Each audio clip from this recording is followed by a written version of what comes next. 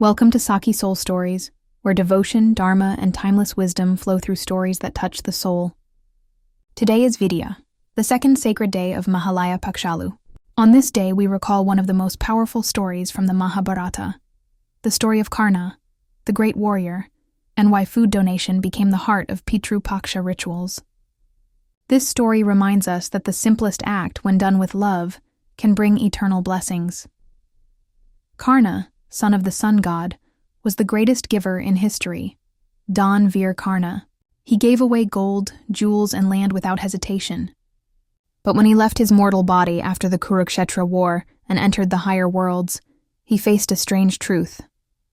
He was offered mountains of glittering wealth, radiant palaces, and divine ornaments. But there was no food. Karna was bewildered.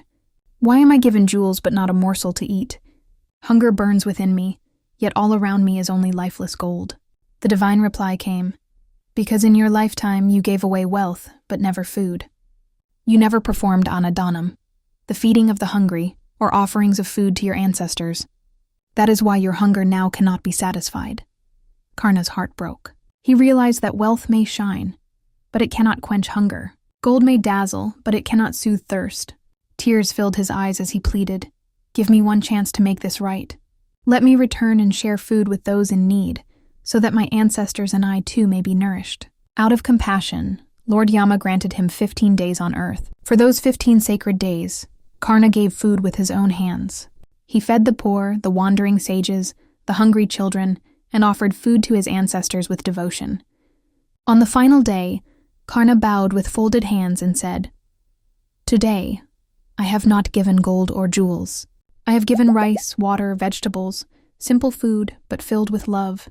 May this reach my forefathers." When he returned to the other world, a miracle awaited him.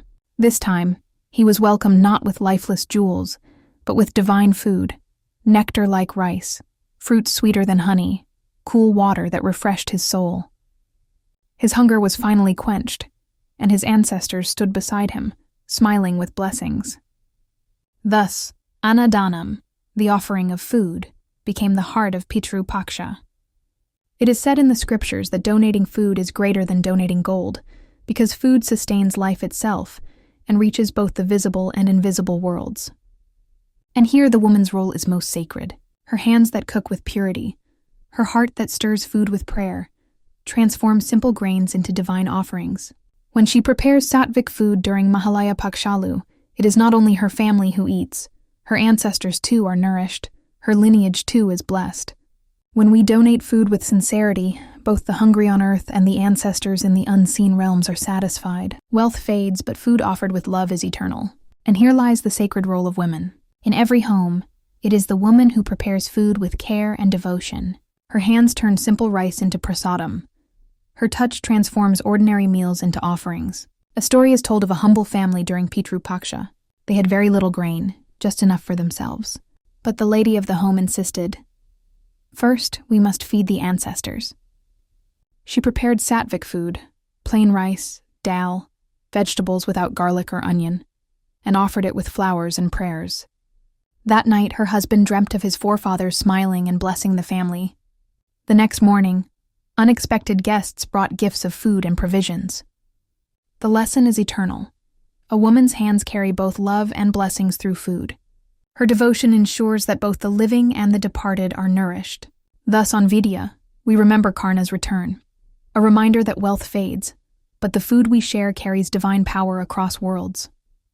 As we continue through Mahalaya Pakshalu, let us remember that offering food with love is one of the highest dharmas. When women prepare sattvic food with purity, they are not just feeding bodies, they are feeding souls, carrying blessings across generations. Join us tomorrow for Day 3, Tadiya, where we will learn why crows are seen as messengers of our ancestors. This is Sakhi Soul Stories, where every story is a flame of remembrance and every woman is the keeper of dharma.